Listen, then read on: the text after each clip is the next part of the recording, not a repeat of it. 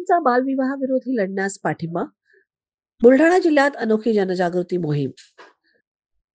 बुलढाणा दिनांक 29 एप्रिल 2025 रोजी अस्मिता institute for डेव्हलपमेंटच्या संस्थेच्या वतीने बालविवाह रोखण्यासाठी बुलढाणा जिल्ह्यात धर्मगुरूंमध्ये जनजागृती मोहीम राबविण्यात आली.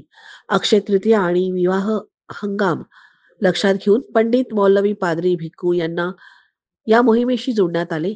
धर्मगुरूंनी बालविवाह न करण्याची व न करू देण्याची शपथ घेतली असून मंदिर व मशिदीवर येथे बालविवाहास परवानगी नाही असे फलक लावण्यात आले आहेत.